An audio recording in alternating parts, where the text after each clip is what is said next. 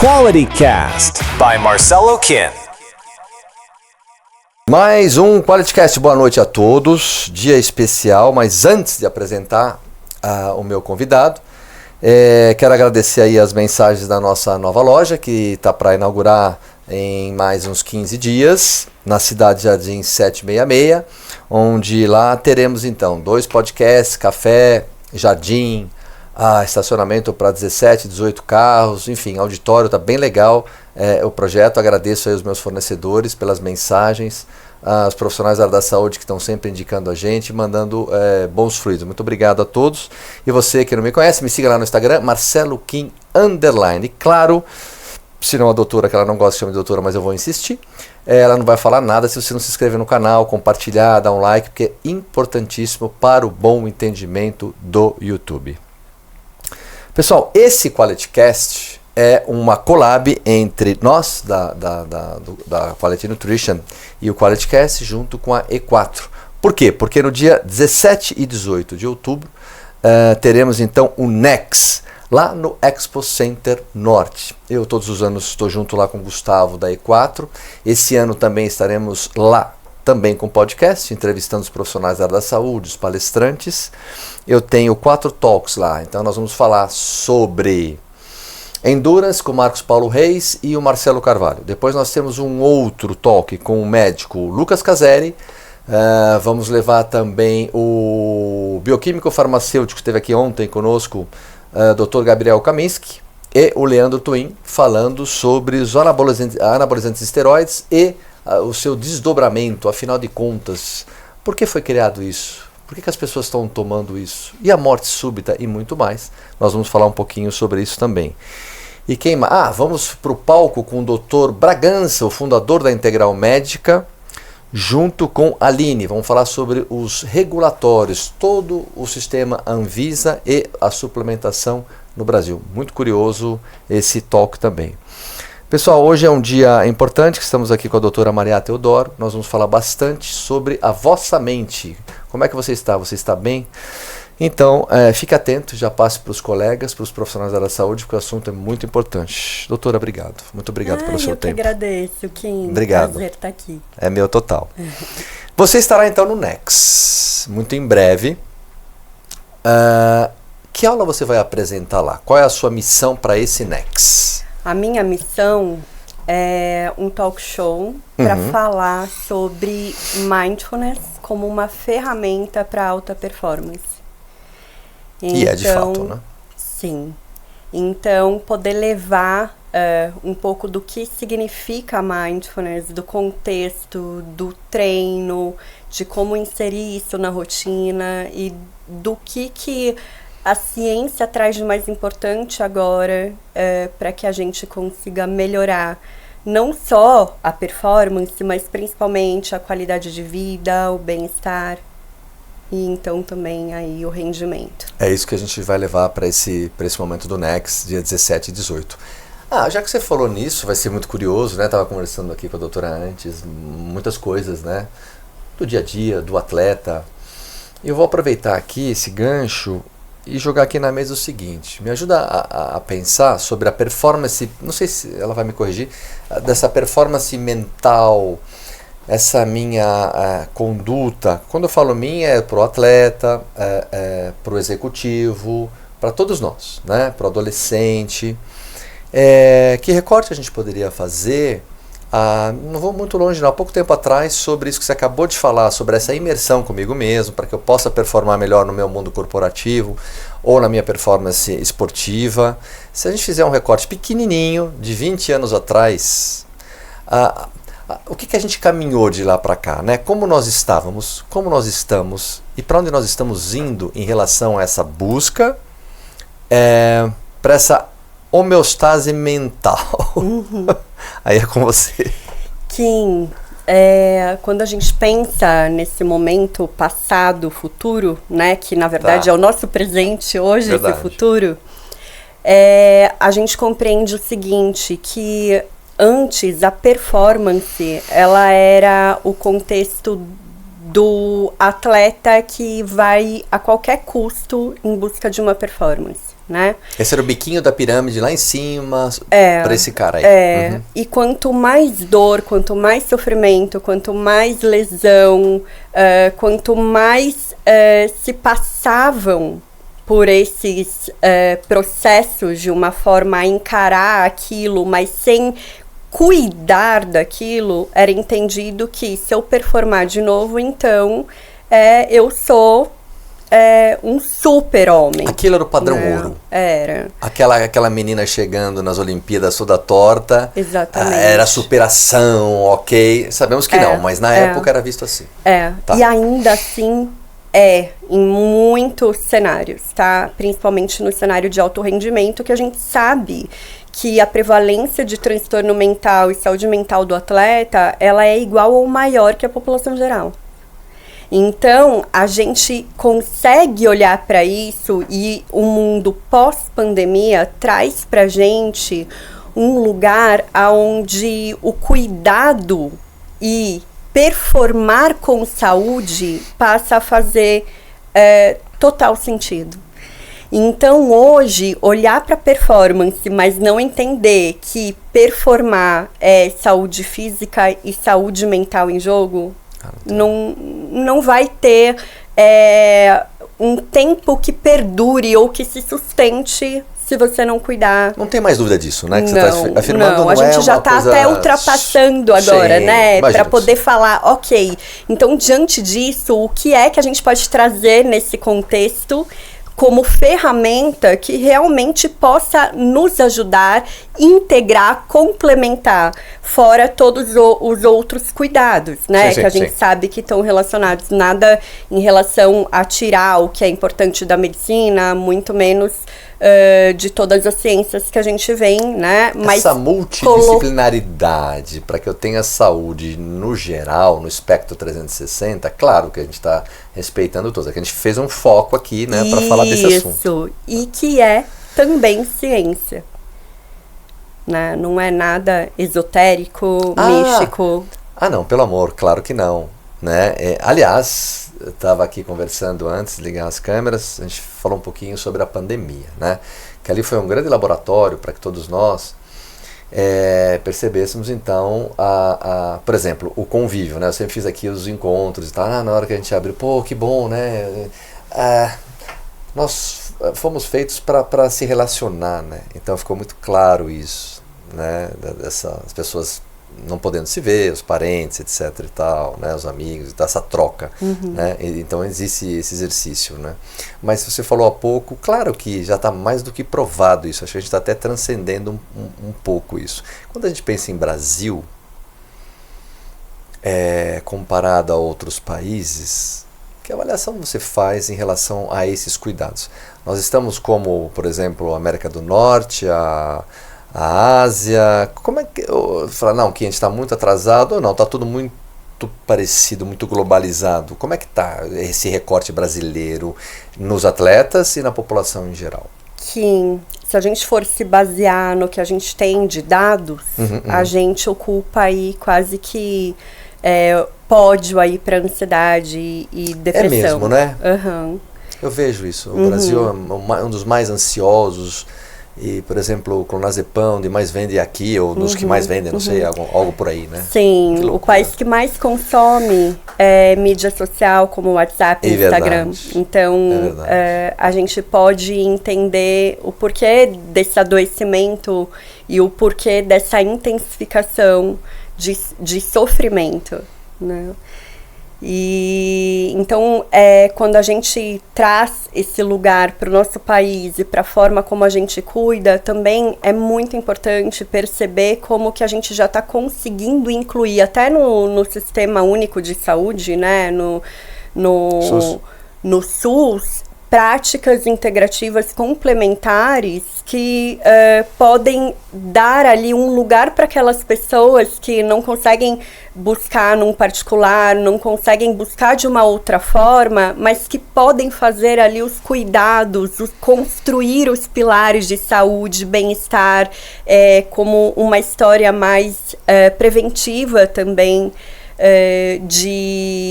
que está muito alicerçado na capacidade de pensar, de sentir, de cuidar, de viver. Que foi totalmente negligenciado por muito para tempo. Nossa cultura durante muito tempo.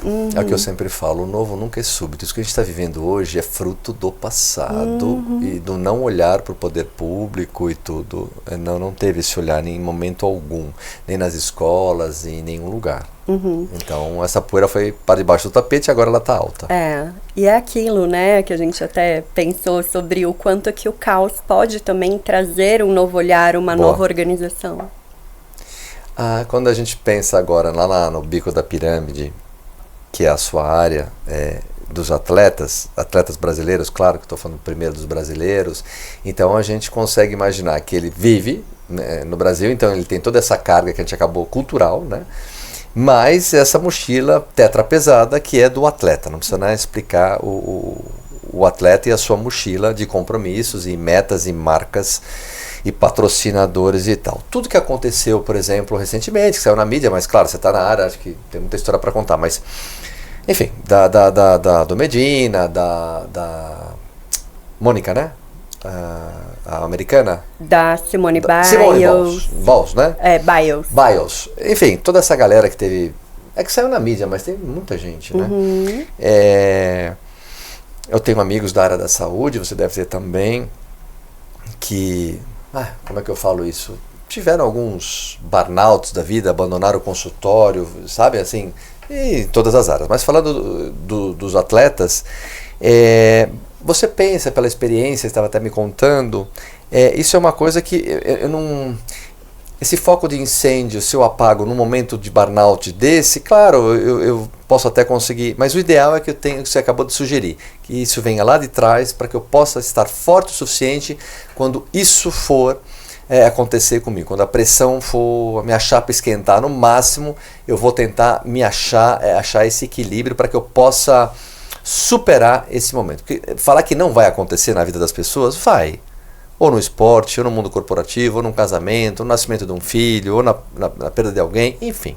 Isso vai acontecer. É como lidar, como eu lido com as coisas que me acontecem, mais ou menos assim? Exatamente. Quando a gente fala dentro do cenário esportivo e da nossa vida propriamente, eu gosto sempre de até comparar com o mar, né? Essa impermanência, o mar que tá calmo, daqui a pouco tá super mexido, daqui a pouco as ondas estão imensas. Verdade. E aí cabe a gente pensar como é que a gente vai surfar essas ondas, né? Ou como é que eu vou enfrentar isso tudo. Então a gente está falando sobre a nossa capacidade de treinar habilidades para sermos resilientes, para conseguir, para que a gente possa enfrentar a pressão, desafio, e não só o que a gente sabe que é difícil que traz sofrimento, porque cada um sabe também aonde está ali a pedrinha, né, muitas vezes, mas é principalmente um cuidado que permite uma atenção tão especial e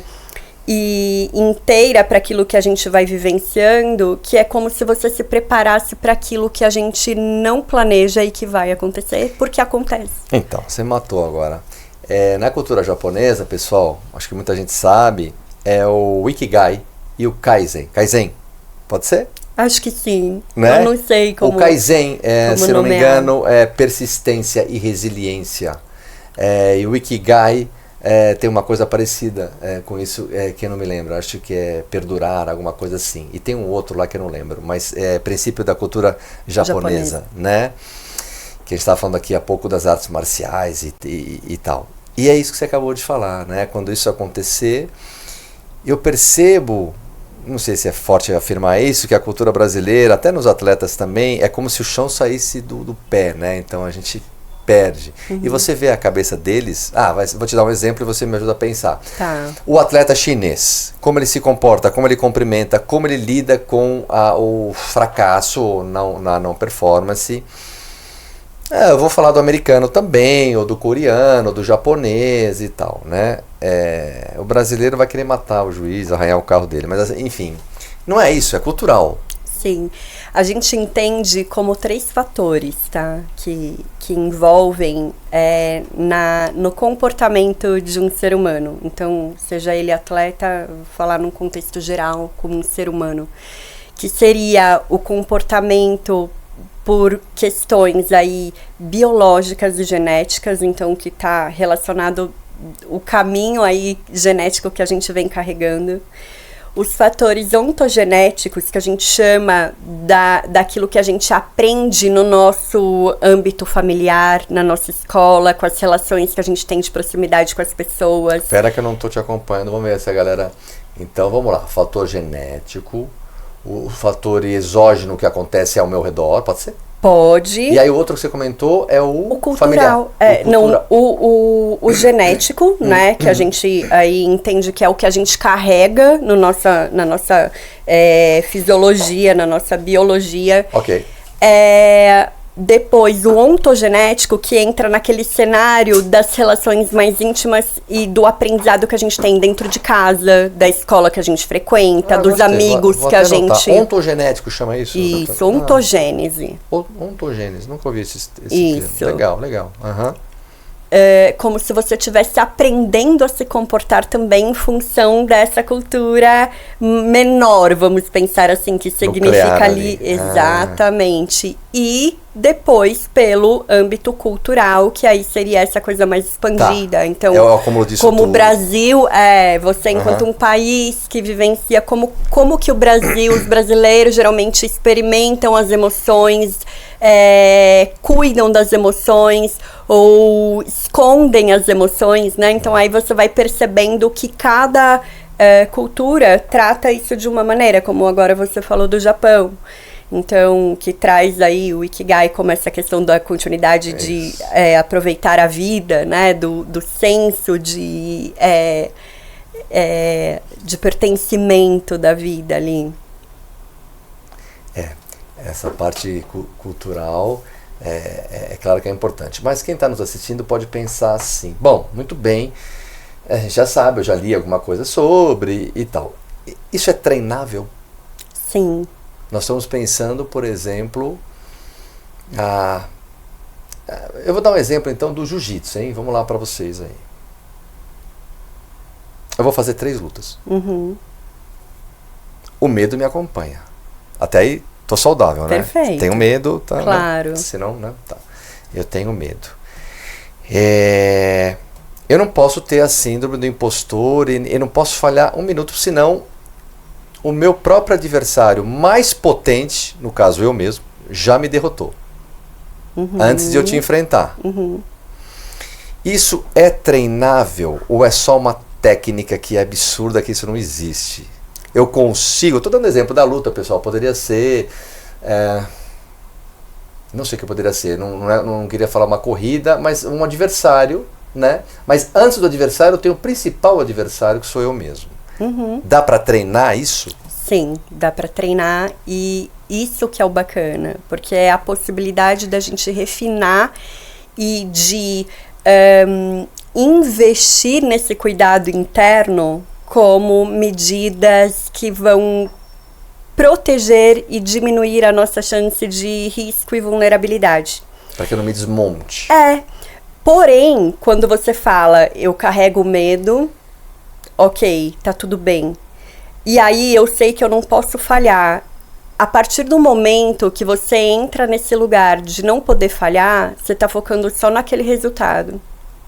E a chance de você se apegar a toda a ansiedade que te coloca na expectativa de não poder falhar, acaba até diminuindo a tua capacidade de estar focado, aumentando a chance de você estar muito mais próximo de responder, ao invés de impulsivamente reagir diante de uma situação desafiadora. Você consegue outras formas de estar ali lutando, de se proteger, de perceber buscar mais, repor. inclusive. Estar ali, inclusive, estar né? presente.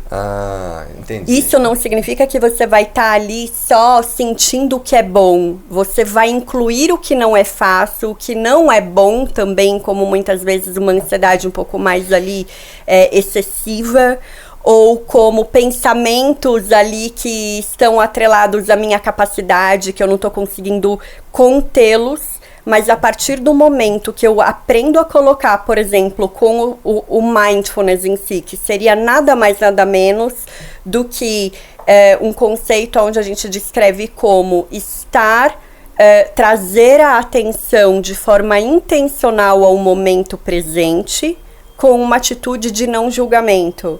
Então, a partir do momento que eu começo a treinar o meu foco atencional, perceber como eu respiro, perceber como que o meu corpo se sente quando ele recebe as emoções, perceber como eu me sinto quando eu penso na possibilidade de falhar ou de estar vulnerável.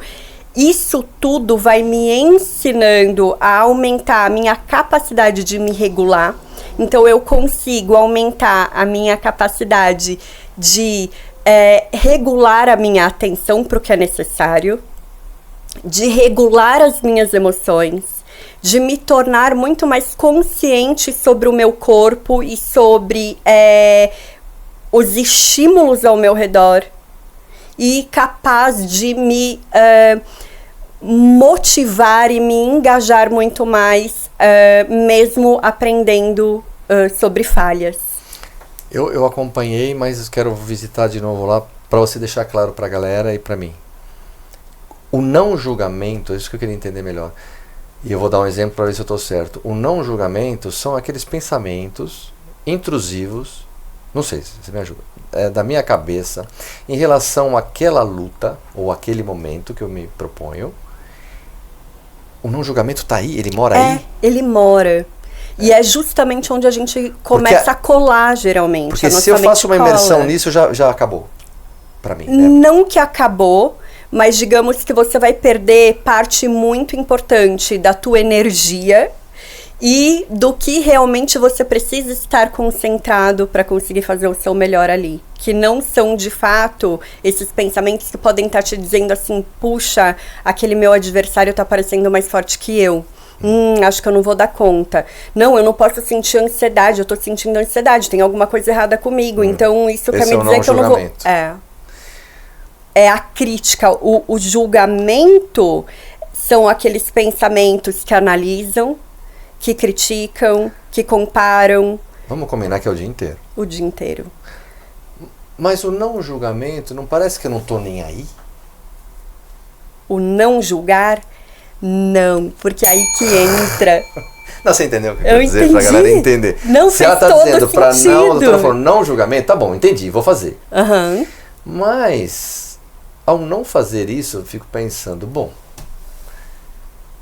eu não tô me criticando, eu não tô, então é só pra viver aquilo? Ou será que eu não tô me acomodando ou me resignando a uma condição? É isso. E aí é o pulo do gato do mindfulness, por exemplo.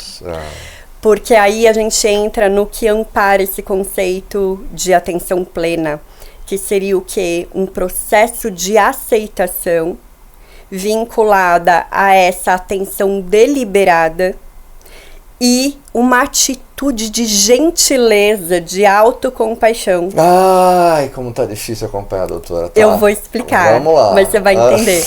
Então vamos lá, quando eu falo desse não julgamento, ou dessa aceitação da situação, a gente não tá se resignando, mas a gente tá aprendendo a olhar para aquilo que a gente tem na nossa frente, que vai gerar diferentes emoções, sejam elas boas ou ruins. 100% naquilo. Porque a partir daí, você consegue de fato lidar com o que você tá vivendo. Eu não tô miopinada, né? Não. E é por isso que às vezes é tão difícil entrar nesse processo. Ali. Eu tô presente o tempo todo ali.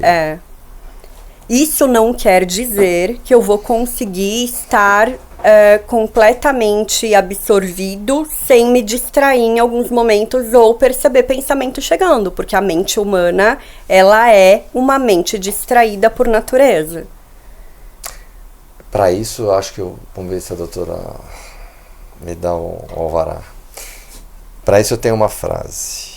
Então, naquele momento, pode ser essa luta, pode ser uma outra coisa, precisa uma analogia. Então, é foco local com ação global. Pode ser? Pode. Tô tentando. Pode.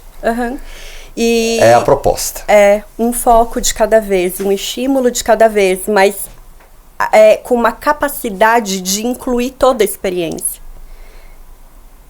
Então, Pô, ninguém segura esse cara. Se eu consigo, tô aí com você pensando, se eu me transporto para esse local que você está me propondo, para que eu tenha performance, não me julgue, né? Não, né? não seja cruel, rígido demais, avaliativo Tô demais. seguindo os seus conselhos. Aí muda tudo. Isso, Muda tudo. muda Por tudo. que a gente se critica, julga tanto, né? Então, porque Onde a mora nossa... isso? Isso a neurociência explica da seguinte maneira: a gente vivencia um estado mental de rede neural de modo padrão que está relacionado ao tempo de vigília e de repouso, a uma mente completamente distraída. Ela está o tempo inteiro distraída e na busca de sobrevivência. Então, assim, a gente foi feito para pensar em maneiras de estar sobrevivendo e não de ser feliz. Tá? Esse é o padrão cerebral humano. Então, a gente vai buscar o tempo todo informações ambientais, internas, situações relacionais, sociais, para conseguir se libertar de qualquer possível ameaça. Até aí... Então, você se compara, Tá. então você se julga, então você se avalia, porque você coloca numa condição de precisar ser melhor, de precisar fazer A melhor. felicidade é um luxo. Não. Para essa mente que sobreviver, Sim. isso na caixinha da felicidade para, né? Sim, Tá longe sim. da construção. E por isso que é tão importante, assim como a gente percebe que a mente sente o sofrimento ou as situações difíceis com muito mais intensidade e às vezes perdura por mais tempo, que a gente ensina tanto os nossos atletas a vibrarem com aquilo que a gente conquista. Porque a gente começa a criar novas memórias no cérebro, memórias de que a gente não está todo o tempo sob ameaça porque a gente está entrando para competir. Ah, você está criando novas estradas mentais para que ele visite e tenha prazer. Perfeito, porque a partir do momento que a gente perde prazer naquilo que a gente faz, a gente precisa rever. Essa doutora não é fácil, meu. Não dá para trazer ela aqui. É angustiante isso. Mas a gente pensando aqui, né, nos atletas e tudo que acontece, qualquer esporte é bem isso mesmo, né? Você tem toda a razão. Que coisa. Agora, o trabalho de vocês... Muito bem, aprendemos isso agora. Mas o trabalho de vocês junto a esse atleta primeiro você tem que despressurizar ele de um monte de coisa. Ele tem que desaprender. Estou pensando num caso desse aí clássico, virgem, então que ela tem que apertar todos os parafusos lá. De todos nós, né? Então ele tem que despressurizar, ele tem que dar as mãos e confiar na equipe multidisciplinar dele. Perfeitamente. E se doar para um bem maior. E saber que aquela conduta é o que vai me levar mais longe. E eu não posso deixar que aquele motorista que ela acabou de explicar dirija o meu carro. Que é esse motorista com esse perfil. Julgador, etc e tal. Você vai poder deixar, mas o que muda é que você vai perceber quando vai ser esse motorista. E a partir dessa percepção, porque você vem treinando e cuidando com esse olhar atencioso, com essa atenção gentil em relação a você mesmo, para que você então escolha, opa, esse piloto não é o piloto que eu quero agora que esteja dirigindo o meu carro. Eu vou voltar para o piloto que eu sei que pode me tornar melhor, que pode me trazer escolhas melhores, que vai me fazer correr menor risco nessa estrada, né? Então, não significa que a gente não vai ter a nossa parte desafiadora. Ela vai fazer parte sempre, ela vai estar com a gente sempre, mas o que importa é o que e como a gente vai lidar com essa parte. Então, assim, só para não ter uma ideia de que a gente está falando sobre algo tão difícil de ser alcançado, né? Não. A gente está falando de algo que está muito relacionado à nossa vida simples e cotidiana, mas que a gente desaprendeu ao longo do tempo. Então eu vou te dar um simples modelo isso que eu ia pedir. de entendimento prático. Eu quero que você... eu vou te pedir para segurar esse copo. Meu Deus, Andy, não filma isso. Tô brincando. Segurar o seu copo. O meu, aqui. Beleza. E só percebe esse eu tô copo. fazendo? Então, assim, sente o peso do copo. Geralmente, quando você vai tomar essa água que tá nesse copo, você não percebe que você levanta esse peso. Nem pra comer, quase. Quem dirá a água do copo. A temperatura desse copo. Talvez você possa sentir a textura que esse copo tenha. Você pode levar ele próximo à tua boca e sentir a temperatura dele no contato com o teu lábio e até perceber o movimento do engolir o gole d'água. A gente perdeu isso, então? A gente perdeu. O que você está me propondo é que em algum momento, ou a gente percebia mais, acho que você está tentando me dizer isso, e a gente perdeu ao longo do tempo, que nem eu falei agora, eu não presto atenção no que eu estou comendo, de manhã às vezes eu tomei um medicamento, não sei se eu já tomei ou não tomei, porque eu não estou nem percebendo. Sei lá, tô dando Piloto qualquer automático, exemplo, né? É isso. Piloto automático. E ao perder isso, né, vem toda essa cascata que você está me mostrando. Perfeito. Agora, uma pergunta difícil, pensa para responder, tá? Essa vai ser dura, hein? Tá preparada? Vamos lá. Preparadíssima. Pera aí.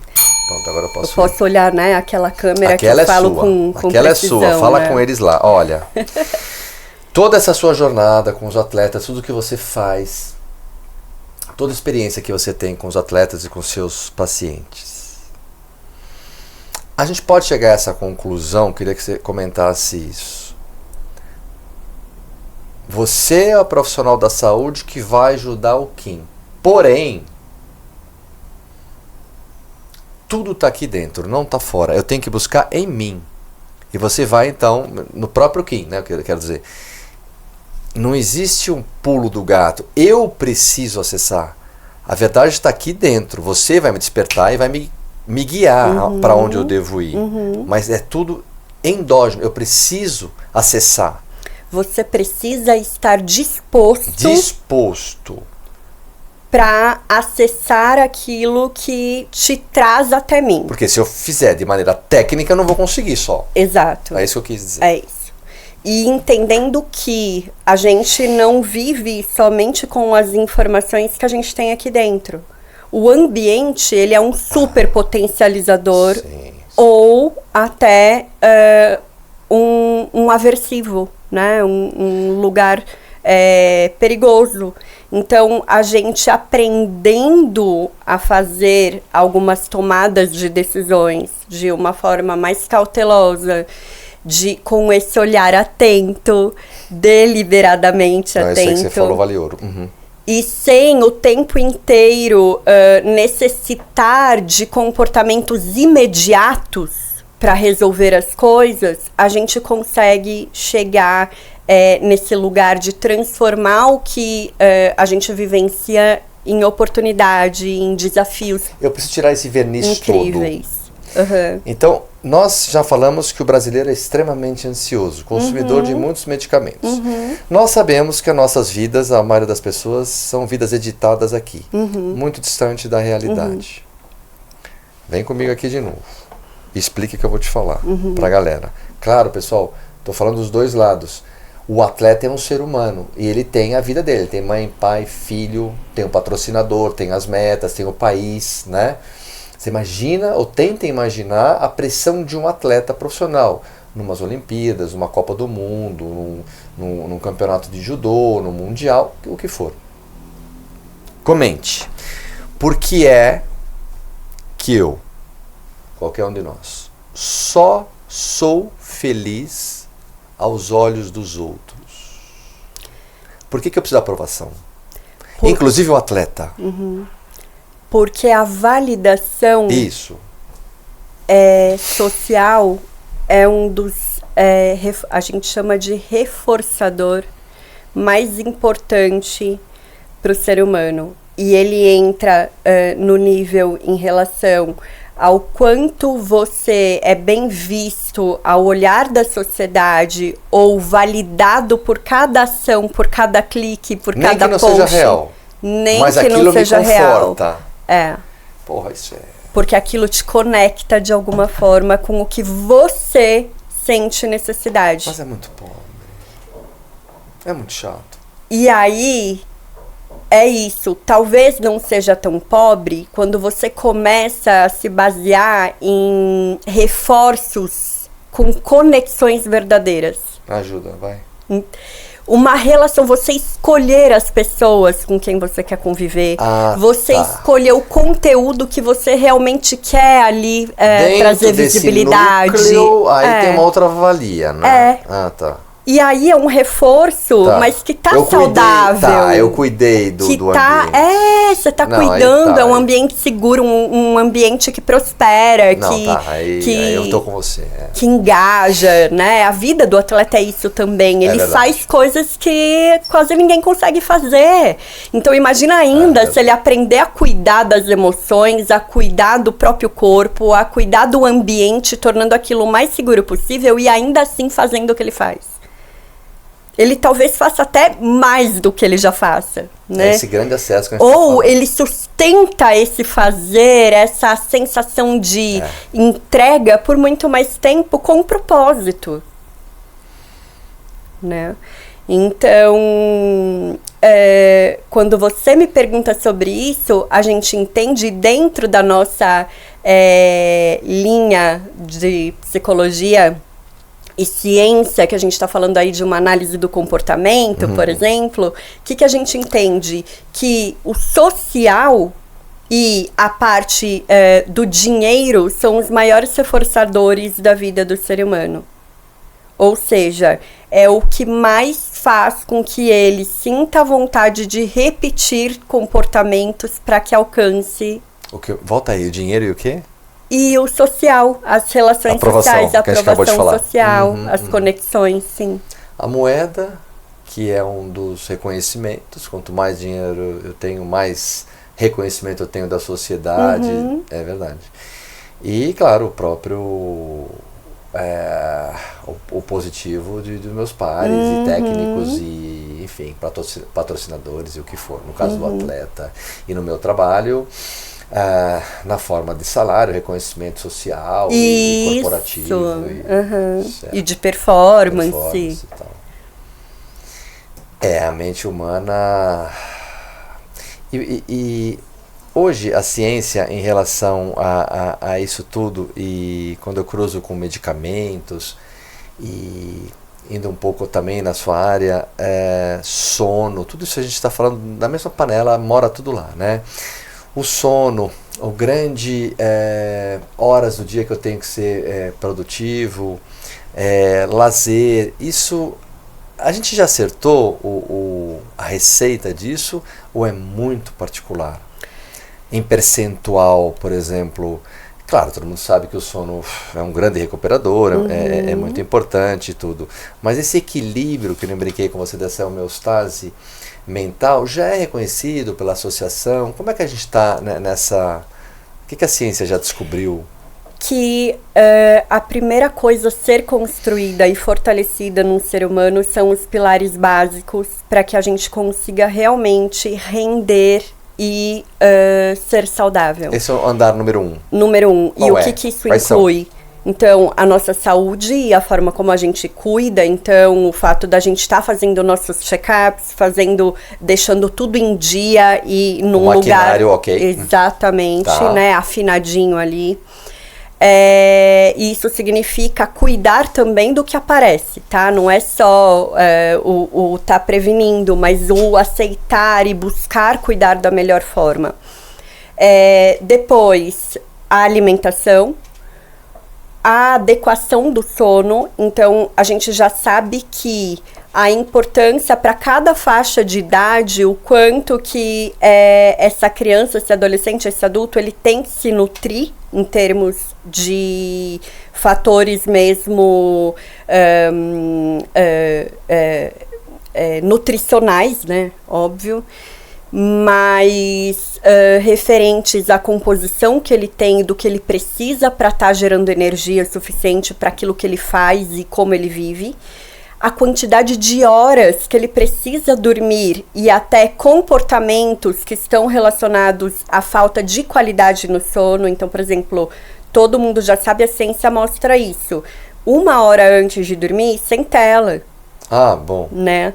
E ao acordar, pelo menos 1 hora antes de levantar, sem tela, porque isso já muda todo o processo cognitivo. O que a gente está falando? De funções importantíssimas para a gente render, para a gente se sentir bem, para a gente ter um humor mais próximo do que a gente quer ter. Então, o sono e como a gente regula esse sono, a prática de atividade física, e óbvio que daí no contexto de um atleta ou de um... Sim, a profissão dele. Claro, a gente sabe que isso já acontece ali, tem que ser até talvez pelo descanso, porque a gente já sabe que descanso hoje também é treino. E outra coisa, só... E tem que ter. Muita gente não faz, e atletas profissionais, né? Acabam treinando demais, especialmente o atleta brasileiro, acaba treinando demais, e o recovery é uma grande parte do treinamento, né? É o descanso, o anabolismo, é muito importante. É o que a gente chama, né, hoje, de que a performance, ela só é performance se ela não é só treino, mas ela é treino e descanso. E descanso, bem falado. Essas são as bases fundamentais. Para essa saúde. Você, quando já tem algum caso, claro que você não precisa falar o atleta, nada disso, mas em relação à dificuldade de acessar esse paciente por teimosia ou mentira, talvez não aceitar o processo, claro que cada um depende de quem, né? Por exemplo, o atleta numa temporada com você te deu muitos problemas, mas talvez numa outra não tanto. Depende que fase esse atleta está, porque cada fase é inédita. Eu trago um atleta para você que é muito diferente de 2 anos atrás ou 2 para frente. Né? Muda muito, né? Muda, e não só pelo atleta em si, mas às vezes até pela cultura da modalidade que ele pratica. Me dá um exemplo. Vamos pensar um jogador de futebol, certo, que chega no consultório porque ele quer se aprimorar, ele quer otimizar o que ele já tem ali, usar a preparação mental como uma vantagem, né? Porque é isso que acontece também. Exato, uma vantagem. Ele se engaja super nesse processo. E muitas vezes ele é um dos atletas que menos sabe descrever sobre ele, sobre como ele sente, sobre o que ele faz, sobre como ele pensa. E ele aprende, ele está disposto e ele vai. Agora, quando a gente fala no mundo, por exemplo, de artes marciais, até no sentido do judô, né? E isso eu posso dizer aqui porque os meus próprios atletas assim já falaram isso abertamente, o quanto que para você chegar até uma preparação mental, a uma psicóloga clínica do esporte, já é um caminho difícil. Porque você cresce culturalmente aprendendo ali naquela modalidade que demonstrar qualquer tipo de expressão ou de vulnerabilidade é porque você não é forte o suficiente. Então, partindo deste lugar, para você quebrar um paradigma desse, para você quebrar esse estigma, é uma coisa que o atleta começa pela própria capacidade de percorrer caminhos e ampliar essa cognição, essa identidade dele com a vida e se abrir por outros caminhos porque ele quer melhorar, porque seguir aquilo já não funciona mais. É quando ele diz, agora eu tô na hora. A faca no pescoço que eu brinquei, né? Talvez essa chegou para ele. Chegou o caos que vai organizar. Ele visitou o departamento caos, né? Interessante, né? Muito interessante o jeito que você explica e parece muito isso. Você tem alguma informação em relação a, por exemplo, ao futebol, a esportes que não são individuais? Não sei, deve piorar ainda mais em relação ao grupo, existe alguma relação, por exemplo, eu estou muito bem, né? Mas eu me apliquei, que nem esse atleta fictício que você comentou, mas o meu grupo, então aí tem um outro tipo de inteligência emocional e mental, porque é o grupo. Talvez eu consiga até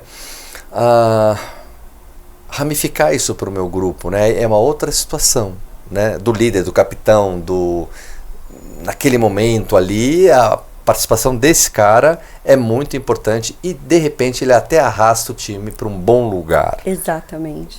É isso, assim? Eu não sei, eu falei... A gente chama isso na psicologia da análise do comportamento de modelagem. Modelagem, a gente usa também a modelagem. Então, preciso modelar fulano, é isso? Porque você utiliza alguém que inspira e que traz mudanças e que sinaliza para os outros, opa, ele tá fazendo alguma coisa ali que tá dando certo, eu também quero fazer isso, né? Então, eu modelo. E aí eu busco aquela pessoa como uma inspiração para eu começar a buscar o que pode ser importante para mim também, porque se para ele tá sendo... Deu certo. Todos nós, quando eu falo assim, é para aproveitar a visita da doutora aqui, todos nós atletas e pessoas comuns, pensem, todos nós temos inveja? Claro. Nossa, foi rápida. Achei que ela falou, não, veja bem. Claro. Defina a inveja, doutora. Definir a inveja? Eu vou te falar e você vê se eu tô louco. Por exemplo... me fala. Eu tô aqui, então, no mundo corporativo. Entrou aqui um empresário para conversar conosco e ele é dotado de uma estética capilar que eu não tenho, tá certo? Topete e tal. O celular dele é mais legal que o meu. Os olhos dele são verdes. E a viatura dele lá fora é um belíssimo carro. Logo, o que eu sinto por ele, nesse aspecto todo que eu acabei de comentar, porte físico, ou ele ganhou 3 campeonatos e eu não, na condição de atleta, ele é reconhecido mundialmente pelos seus feitos, tem patrocinadores, logo eu o invejo. É saudável? Pode ser saudável? A inveja é necessariamente ruim? Não. A inveja, ela é uma emoção que chega, acontece e a gente não segura. Ela a gente não tem como... exatamente. Beleza. A gente não tem como impedir uma emoção de não acontecer. Né? É uma emoção. É um sentimento, né? Uma emoção ali que é mais, digamos, mais rebuscada, porque integra ali comparações e questões internas que te trazem esse sentimento. Porém... É como eu lido com ela? Isso é a diferença. De novo, é como eu lido. Ela pode me afundar, falar, quer saber? Ou falar, se ele conseguiu, eu vou dar o meu jeito aqui. Né? E até de entender que a tua vida ou a tua maneira de existir não é a mesma que a dele. Por mais que a dele seja inspiradora, você também pode achar o teu lugar de inspiração. E assim, a gente sabe que o que mais move cada um de nós na vida, o que move a mim, o que move a você, não é chegar no lugar que o outro chegou, mas é chegar num lugar onde para você aquilo tem propósito e tem valor. Porque aí você nem sente mais a necessidade, ou nem sente mais a inveja se aproximando tanto quando alguém ali te chama atenção e você se coloca nesse estado de comparação. Porque você não tem mais necessidade de se comparar desta maneira. Porque você está de bem com aquilo que você está fazendo. Mas aí eu já evoluí. Eu já passei pelo processo de evolução, de maturação. Eu já sou um outro cara. Para chegar a essa conclusão que você e não é ascendente esse processo de evolução. Ele vai e volta. Porque a gente vai descobrindo coisas outras importantes pra gente no meio do caminho. E que pode ser através também da inveja. Entende? De uma outra coisa que você não sabia que pra você era importante, você viu, sentiu aquilo como aquela invejazinha, mas você olhou e falou, poxa, se eu tô sentindo isso, o que de fato tá me levando a aspirar esse ar, essa condição? o que é que eu preciso, né? Porque não é sobre o outro só. Aí você tá Entende? se olhando no espelho com muita calma. Você não tá se entregando pra, que nem você me explicou agora, ficou bem claro, pra essa emoção. Eu não tô aceitando assim, senão eu piro. Que experiências que você pode contar pra gente, esportiva, que você teve recentemente ou no passado, num grupo ou esporte individual, no país ou fora do país, que você chegou em casa e falou, meu, valeu a pena a minha jornada até aqui, porque eu consegui contribuir para esse grupo, ou eu fui essencial. Você se cumprimenta, sabe? Você fala, parabéns. Quais foram esses momentos e por quê? Como é que aconteceu na tua cabeça? Eu acho que eu continuo sentindo esse momento, porque eu vejo que eu tô num momento profissional muito incrível, que traz mesmo essa satisfação interna, assim, de tá evoluindo, de estar aprendendo tanto, de pessoas incríveis ao meu redor. Mas se eu for falar de uma situação específica que eu nunca senti com tamanha intensidade, foi os Jogos Olímpicos de Paris 2024. Agora, né? Agora. Foi. Assim, eu não consigo nem muito descrever, porque é uma coisa que...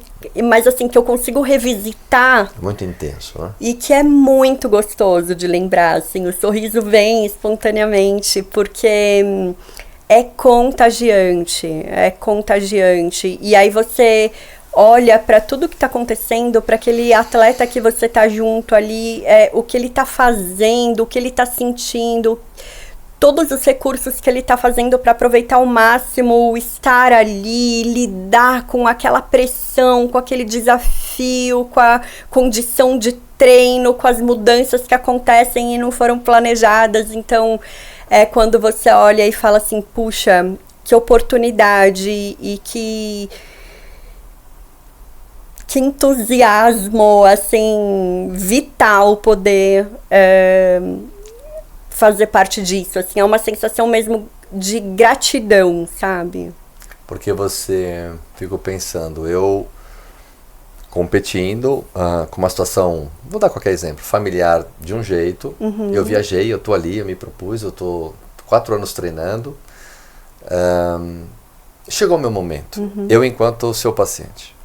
E você acompanha a minha jornada dos meus colegas, né? Fico pensando na cabeça do profissional, né? Então, certos aspectos, eu preciso de você. Porque você sabe onde pega pra mim, né? Então, ali, um dia antes da prova, eu conversei com você, etc e tal. Muito bem. Isso passou e correu tudo bem pra mim. Então, acho que pra você deve ser uma satisfação, porque só você sabe, ele, né, o atleta, o quanto aquilo é importante. Muito. Eu não sei se a sociedade consegue enxergar, enfim, aí é outra história, mas só vocês dois sabem que uma palavra pode ter mudado tudo. E a gente entra num lugar também de extremo autocuidado, porque para você estar acompanhando aquele atleta ali, por mais que você já tenha esse autocuidado na vida, quando você tá ali imerso, né, a um camp, ao lugar, ao setting de treinamento, absorvido quase que a todo tempo do teu dia, né, para vivenciar aquilo. Sim. É prestar atenção em cada coisa que você não se dá conta no dia a dia. Eu comecei a voltar até e perceber o que eu ia me alimentar, no sentido de não correr nenhum risco, porque eu precisava estar bem inteira para qualquer momento que o meu atleta me chamasse e assim, eu teria que estar ali inteira. A sua alimentação, você chegou a pensar isso? Eu cheguei porque eu estava em Paris e eu falei, nossa, que delícia, eu vou comer um croissant de chocolate aqui. Ou aquele negócio lá de Nutella deles. Ai, maravilhoso. Aquele crepe. Isso, aquele crepe. tem a cada esquina. Sim, e aí eu me lembro fazendo essa escolha, tomando essa decisão, eu vou deixar para depois da competição, porque Ali eu você não tinha que sei. estar full. Não, e assim, né? Eu não sei se eu vou passar mal, porque eu não tô. não é assim, difícil. lactose já não é uma coisa que me cai tão bem. Não é Então eu difícil. falei, correr esse risco agora, eu preciso Você estar foi pronta nessa para ele. responsabilidade, né? Nesse nível de entrega. Eu tenho que estar pronta para ele, porque ele tem que saber que a minha função aqui é estar para ele. Bem honesto, bem ético. Então foram coisas muito assim incríveis. Como também um trabalho que eu fiz e que me chamou a atenção e que parece tão banal, né? Mas que só entendendo a grandeza do momento e de pensar que aquele atleta tá ali 4 anos para fazer uma performance de 1 minuto, né? Que coisa, né? Bem que você falou. O quanto que, por exemplo, eu cheguei um dia pro treino e o isopor com as águas estavam todos disponíveis ali com bastante gelo. E eu sei que um atleta não se sente bem com a água gelada. Gera desconforto, ele não se sente bem, mas ele tem que estar hidratando para poder fazer também a suplementação ali adequada do treino. E eu me lembro que eu cheguei e eu olhei assim, olhei pro meu atleta, falei, não tem água sem gelo, mas eu vi assim uma parte do sol entrando pela sala, assim, pelo lugar, né, do tatame, assim, tal, no dojo. E aí eu falei, é isso que eu vou fazer. Aí eu me lembro de pegar a garrafa e colocar algumas garrafas ali naquele lugar que o sol tava batendo, porque eu imaginei que até o momento que ele estivesse treinando, até a hidratação daria tempo de estar com uma temperatura neutra. E que, assim, não é minha função, mas que ser psicólogo clínico do esporte também é isso. É você lembrar desse atleta, desse esportista em cada que transcende um pouco a função única. Âmbito integral. E como é que está sendo, por exemplo, esse talk show com o João Montarelli, né? Como foi o processo de construção disso a 4 mãos para apresentar lá no Next 2025, dia 17 e 18, no Expo Center Norte. Estou com várias coisas na cabeça, esqueci aqui. No Expo Center Norte, 17 e 18, como é que foi isso? O que você pode dar de gostinho pra gente? Como é que foi essa construção? Eles me chamaram por eu trabalhar com mindfulness na clínica e com programas de mindfulness e treinamentos de respiração, que é uma área que eu amo de paixão, então estudo muito há muito tempo. E o João também fez uma mesma formação que a minha, e ele é Nutri. E aí ele traz um pouco dessa questão do mindful eating também, né? Que é o estado de comer com atenção plena. E o quanto que isso reflete na forma de nutrir, de cuidar, de evitar excessos, de evitar restrições na vida daquele esportista ou daquela pessoa que busca essa saúde diferenciada. E aí nós nos propusemos então a trazer um pouco da parte científica do tema e como as pessoas podem aplicar isso na vida diária. Porque uma coisa é você só ter acesso a um programa de treinamento, mas ninguém tem muitas vezes 1h30 do dia para se dedicar a uma prática de meditação. Ninguém pode compreender, por exemplo, um treinamento de mindfulness. Até quero me colocar aqui, que quando eu falo treino de meditação, eu estou falando em relação ao mindfulness como um treino de meditação mindfulness, não qualquer meditação, tá? Porque senão isso se confunde, mindfulness não é meditação. Quem tá te ouvindo, já te dou a palavra novamente, é o seguinte. Entendi. Ela pediu para fechar os olhos, ficar em posição de lótus ou semilótus e não pensar em nada. Exatamente. E é totalmente diferente porque disso. É isso que as pessoas podem pensar. Ou eu não sei deixar minha mente vazia e a gente tem que contar, nenhuma mente fica vazia, né? Então isso não existe, mas o que a gente quer mostrar é que a gente consegue, através do próprio esporte, praticar mindfulness. Excelente. Eu acho que é um dos canais que te levam também. Ótimo você ter falado. E mais uma coisa legal, para quem já pratica esporte, a capacidade de se engajar e de ter benefícios com a prática de mindfulness também é maior. Porque é como se fosse uma via de mão dupla, assim. Então, um permite potencializar o outro.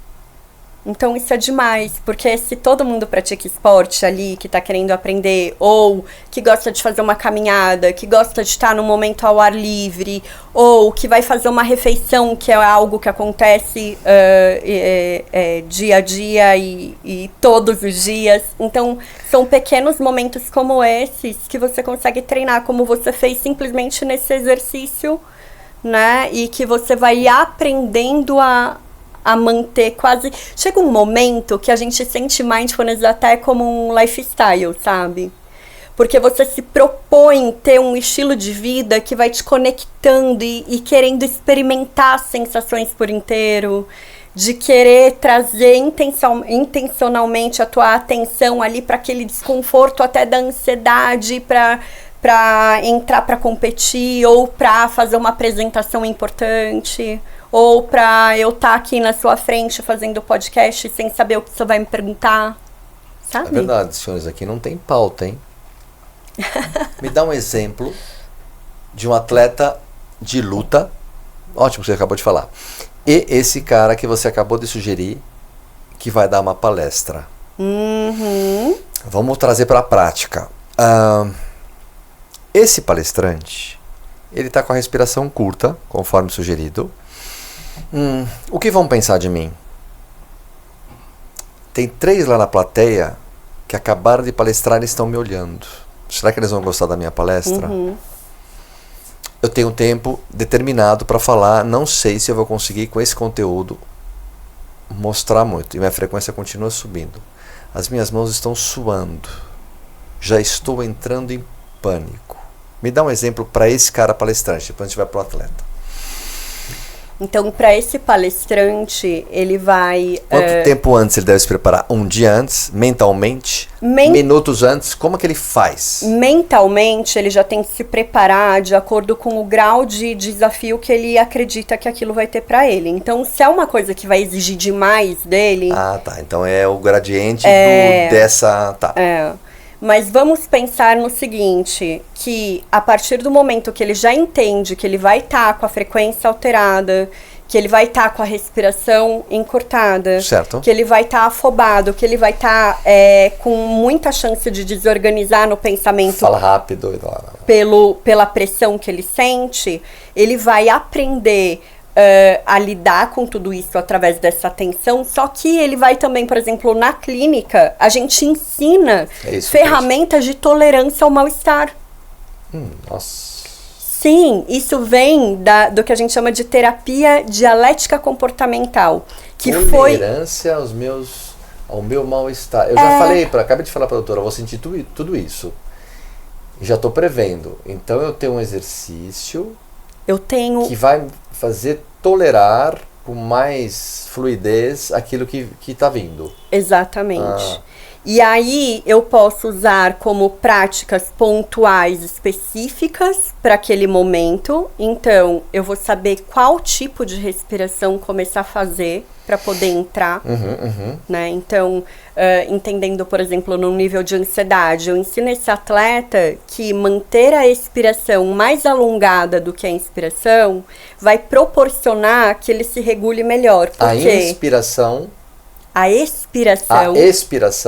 mais prolongada do que a inspiração. Exato. Quando a gente fica afobado e a gente tem até a sensação de faltar ar, a gente acha que é porque o ar não está entrando. Verdade. Mas na verdade é o contrário. A gente não está conseguindo eliminar todo o dióxido de carbono que a gente inspirou. E aí eu puxo mais, né?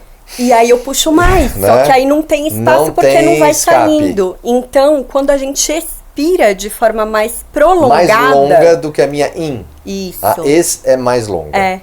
Certo. A gente consegue esvaziar e começar a dar espaço para esse oxigênio entrar.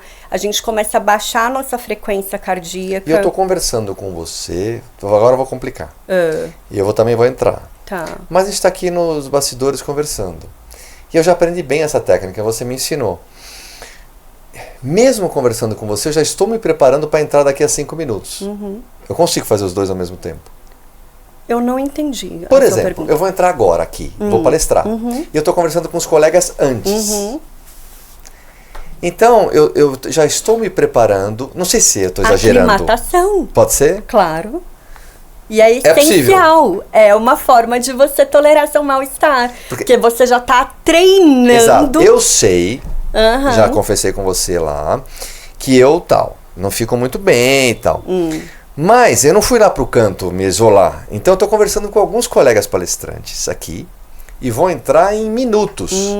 E eu estou cuidando da minha ansiedade aqui, conversando com você, mas já mentalmente, eu estou com você, mas estou me preparando para entrar ali fluido. É possível. Muito. Não estou sonhando. Não. Tá bom. E é até, assim, maravilhoso. Cheguei porque no você meu... tá criando outra possibilidade. Você está se expondo gradualmente para se sentir mais confortável. Você vai estar com uma capacidade de falar melhor sem enrolar tanto a língua, quando a gente está tenso, porque enrola.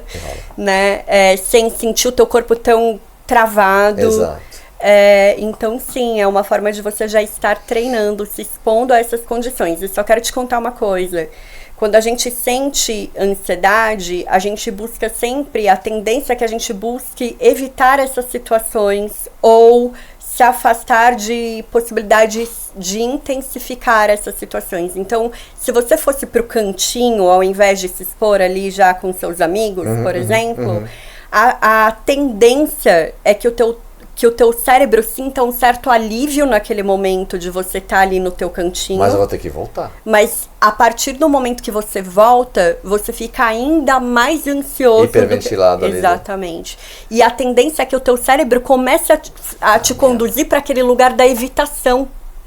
Aí eu entro na demofobia, eu não quero ver ninguém. Exatamente, ou fugir das coisas que para você seriam super importantes. É a pessoa que tem problema com pessoas, com ambientes. A fobia, né, social, a fobia social, a gente mesmo vai o princípio, expondo. né? É o irmão disso, Sim. né, que você está explicando. O alívio e o prazer determinam muito a nossa capacidade de engajar naquilo que é difícil. Olha, tem que vir que dia hoje? Quarta? Quinta? Toda quinta. Pô, é bem... Então, você explicando assim, pra ela é tudo fácil, né? Mas assim, conforme você explica isso, não sei se eu estou exagerando, mas é simples, né? Quando não é uma coisa do outro mundo. Eu acho que é o mais difícil a loucura que a gente faz para ficar ansioso assim. A gente tem uma habilidade para se destemperar. Muito. E me parece, você falando assim, me parece que, não sei, não é que é simples, mas é que a gente complica muito, né? Sim. E assim, Você é muito habilidoso em complicar, isso que eu quero dizer. Muito habilidoso, justamente pelo padrão mental que a gente tem de ficar querendo achar problema em tudo, né? Então, para tentar solucionar... porque você fica tentando buscar formas de solucionar as coisas o tempo todo. Quando você não tem o que solucionar de forma aparente, você começa a buscar problema. Né? O cérebro é esse o comportamento dele. Então, assim, até uma coisa interessante, olha só. Se a gente tem como simples... Aparentemente, porque exige o nosso comprometimento e disponibilidade para treinar todos os dias e se expor a essas condições, às vezes aversivas, mas para ir se sentindo melhor quando elas acontecem. É a mesma coisa quando a gente fala de um atleta, de um esportista ou de um empresário que quer ter excelência. A excelência, a gente tem ideia que as pessoas fazem coisas grandiosas e mágicas. É a minha excelência. Né? Talvez. Eu me superar.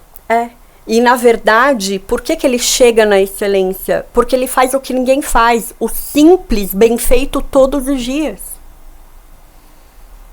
Puta. Entende? É o feijão com arroz. que nem sempre ele vai querer fazer, porque aquilo eu já sei, aquilo eu já faço, hoje eu vou me dar um desconto. É sempre Esse essa... momento não é nem um extraordinário. É o isso, ordinário. exatamente. É o treino do que é ordinário. É o frequência e sequência, o dia a dia. A constância, nível de comprometimento. O dom ajuda super, óbvio, você Sim. criar coisas incríveis. Eu tenho mais habilidade e tal. Mas se você não tiver... Mas ninguém pode com essa frequência Não. e sequência, né? Não. É o que faz todo mundo que chega nos lugares mais longes e assim, magníficos em termos de experiência, de excelência, são aquelas pessoas que se mantêm fazendo o básico todos os dias, porém numa condição muito mais construída do que a maioria, entendeu? É o teu grau de dedicação. É uma dedicação muito maior do que a maioria tem para aquilo que é o simples. Doutora, eu saí com raiva, mas eu vou até o final. Quantos anos você tem já na carreira você saiu da universidade? Eu saí da universidade em 2009. 2009. E você tem essa jornada toda atendendo tanta gente, né, ajudando tanta gente. Vamos fazer uma viagem agora? Vamos comigo lá? Bora. Vamos visitar uma pessoa, tá? Pode? Pode, claro. Então, agora a gente vai visitar a Maria, de 22 anos, e eu queria que você desse um conselho no ouvido dela que eu quero ouvir. E esse conselho, para não te deixar a ensaia tão justa, é somente no profissional. Então, eu quero que você dê um conselho, porque você já viveu, né? Então você vai lá para aquela menina de 22 anos e vai alertar, ou o que você quiser fazer, no ouvido dela, e eu quero ouvir. Eu acho que eu pegaria ela no colo. Porque ela se judiou demais, assim, no sentido de achar que o tempo inteiro tem que ser produzir, né? Então eu pego essa garota no colo e realmente eu falo, olha, calma, acredite no que você tem como propósito, continue no teu ritmo, estudando, não precisa abraçar o mundo. Tente fazer bem aquilo que você precisa, cuidando dos seus pilares, bases de conexão, de gentileza com você, cuidando de você como se você fosse a sua casa, para que você possa voltar nos momentos de comemoração, nos momentos de dificuldade, que seja o lugar que você queira estar. E continue buscando que o teu corpo, a tua mente, o teu ser inteiro vai te apresentando. Tenha a capacidade de vibrar com os pequenos passos, que você vai chegar e vai conhecer pessoas muito incríveis que vão compartilhar da sua mesma jornada. Eu daria um grande abraço e falar, experimente, aproveite essa jornada com menos tentativa de controle, sabe? É um exercício muito difícil. Eu fiquei arrepiada. Não, porque a gente viaja, né? Ainda bem que ninguém me perguntou isso nas entrevistas que eu vou. É difícil. Essa é dura, você pegou o time, né? Você pegou, né? E isso é duro, é muito duro, mas é legal para você que está saindo da universidade, que está estudando, pegar uma pessoa assim tão experiente, e ela foi tão profunda aqui, muito legal o papo com ela, porque a gente faz nós temos muitos profissionais da área da saúde e realmente precisa ter um propósito, né? Claro que tem que ter o amor, tem que ter tudo isso, mas não é fácil a jornada da saúde, realmente não é um sacerdócio, é dura, né? E um conselho como esse vale ouro, e como essa entrevista fica para a eternidade, muito legal, né? Que as pessoas possam consultar isso, porque às vezes é um balizador, né? Agora, ao mesmo tempo, você contando tudo isso,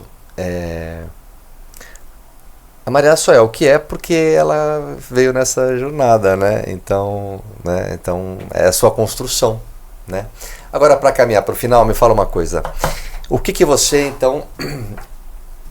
É forte essa também, mas o que você não tolera? Como eu chamo? Em um paciente. Que você não tem muita paciência. Por exemplo, eu atleta, eu empresário, o que for, eu...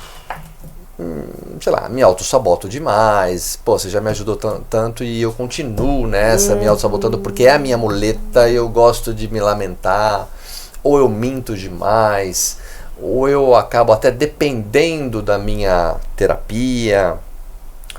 Enfim, o que você não tolera num perfil de um paciente? Vai, se é que eu posso...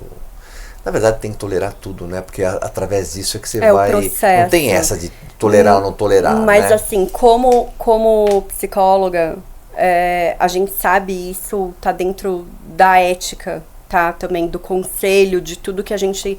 Cada um tem limites, né? Então, antes de psicólogo, eu sou um ser humano. Sim. E algumas coisas, ou algumas características, ou alguns comportamentos... não vão ser toleráveis para mim. E vão estar fazendo ali parte do limite que eu consigo chegar. Eu já estou invadindo uma área do ser humano, inclusive. Isso. Então, claro que a gente pode cuidar disso no nosso lugar particular, na nossa própria terapia, né? Para entender e conseguir olhar para isso.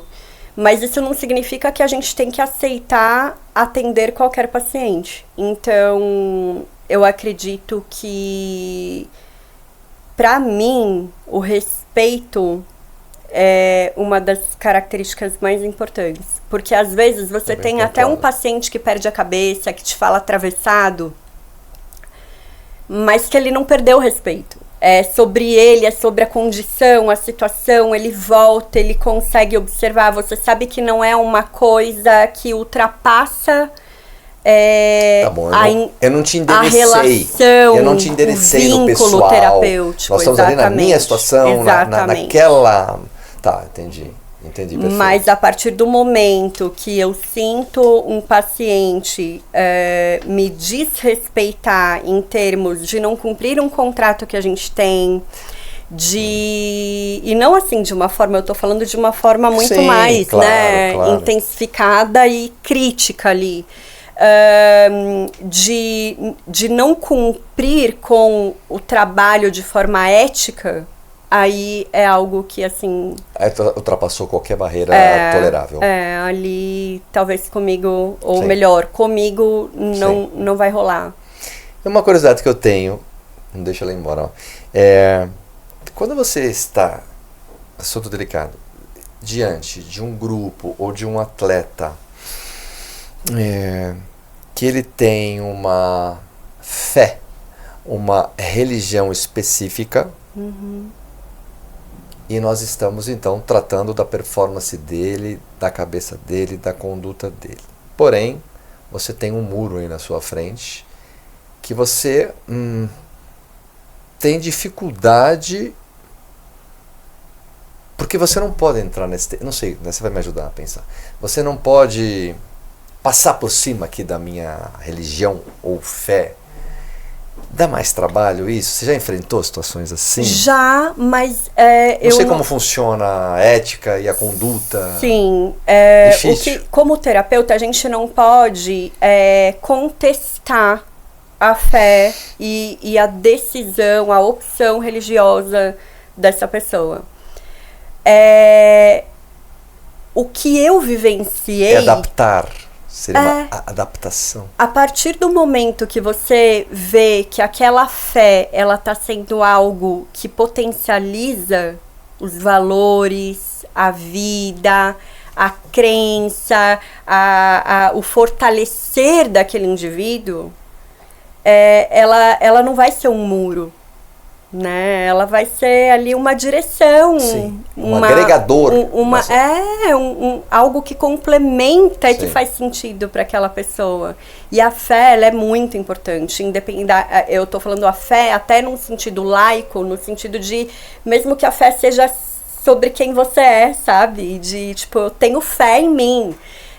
Quando isso é de uma maneira positiva, a gente tem que ajudar mesmo esse indivíduo a se manter ali como algo que vai beneficiar a vida dela. Agora, a partir do momento que você percebe que o cunho religioso ele está entrando num lugar onde você já pode perceber como o que esse paciente relata como uma experiência vivenciada dentro de um construto ali religioso, e de repente começa a aparecer na sessão e que você identifica até como, às vezes, uma experiência psicótica, vamos imaginar, aí é a hora que a gente tem que estar atento e saber discernir, e saber como abordar, e saber como ajudar, né? Ou quando essa fé ou essa religião passa a limitar esse indivíduo de alguma forma. Então, até mesmo em condições de, por exemplo, um paciente que precisa de uma transfusão de sangue, por exemplo. Ah, sim, tá, né? entendi. Perfeito. Então, assim, e aí, claro, não é da nossa... da nossa competência, esse tipo, a gente não vai estar ali aquela hora no hospital.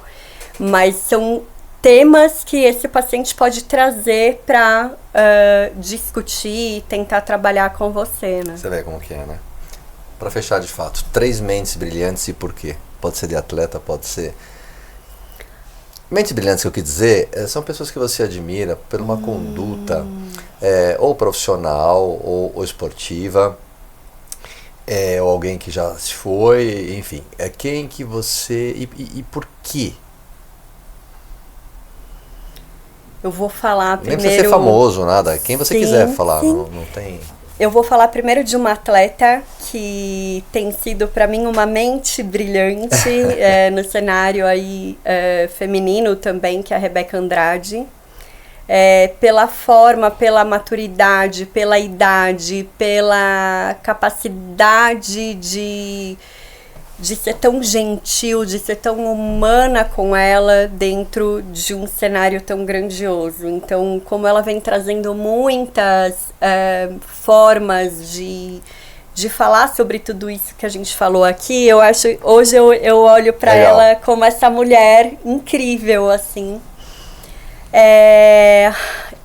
Uma outra, e aí eu acho que eu vou trazer para você o que me vem de cara. Eu acho que não é uma mente tão assim característica, mas eu acho que é o universo, que para mim é a representação de qualquer mente, sabe, assim, da minha fé em relação ao meu Deus, assim, de tudo que o universo e a natureza proporcionam para nós, para a vida, para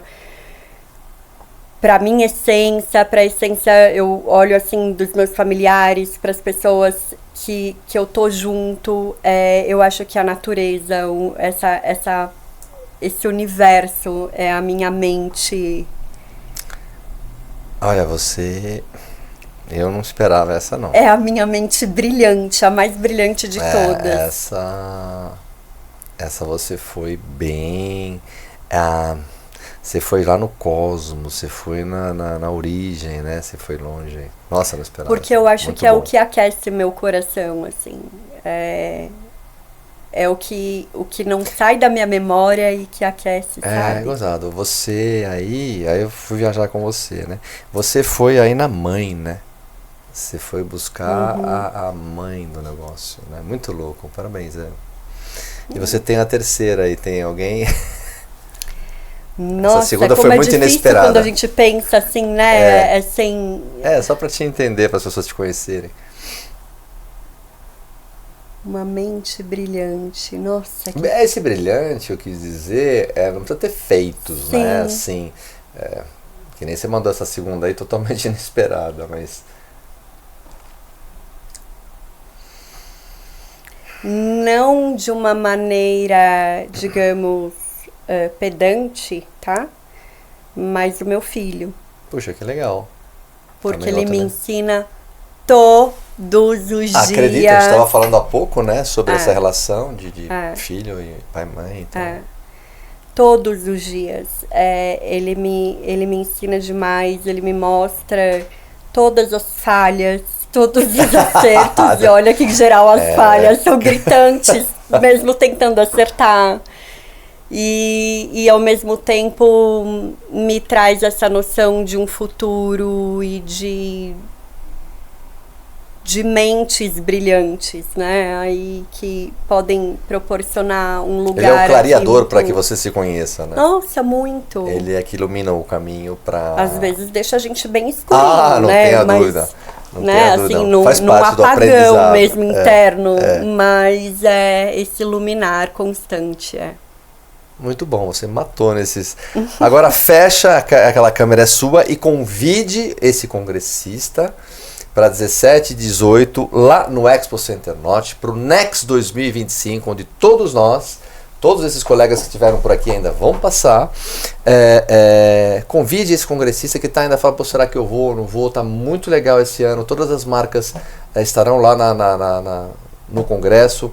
A curadoria de palestrantes que eu estou participando é muito legal. A E4 teve um cuidado super esmerado com todo mundo, todos os coordenadores. Está lindo o Next 2025. Faça o convite para que essa galera vá ver a vossa aula e dar uma palavra com você e tirar uma chapa. Fica à vontade. Sim, a E4 é fenomenal, né? Não tenha dúvida. Eu também tenho que dizer. Então, fica aqui o meu convite para você curtir ali o nosso Next, o nosso talk show, para você que quer aprender mais sobre essas ferramentas incríveis que estão aí ao nosso favor, para o nosso bem-estar, para a nossa performance, nossa qualidade de vida. Chega com a gente e vamos aprender o que a gente puder juntos e trocar também o máximo que a gente conseguir. Olha, eu não sou muito boa para chamada, né? Você mandou muitíssimo bem. Estaremos juntos lá. Outra oportunidade, quando a gente inaugurar lá nos próximos dias, faço questão que você vá, traga os colegas, de repente para fazer uma banca, inclusive até com atletas, se você achar legal, né? Porque fica mais rico ainda. Sim. Né? Pra gente mostrar pra galera. Tem até um que, assim... já tá em mente. Em mente, que você vai adorar e que tem muito a ver com muita coisa que eu trouxe aqui. É legal essa troca, né? As pessoas gostam sim. de ver o que é possível, até se identificam e falam, pô, né, eu sinto a mesma coisa, acho que eu poderia performar assim e tal, né? Vamos falar. Muitíssimo obrigado aí por aceitar o convite. Eu que agradeço, Kim. Obrigado, foi viu? um super prazer, adorei. Foi meu total. É isso aí, pessoal. Então não deixe aqui de curtir o canal. Como eu falei no começo, é muito importante que você se inscreva lá, dê um like para que outros possam ver, para que o YouTube distribua. E você que não me conhece ainda, me siga lá no Instagram, MarceloKim_. Eu tô naquela câmera do meio. Tchau, pessoal. Tchau. Valeu. Obrigado. Quality Cast by Marcelo Kim.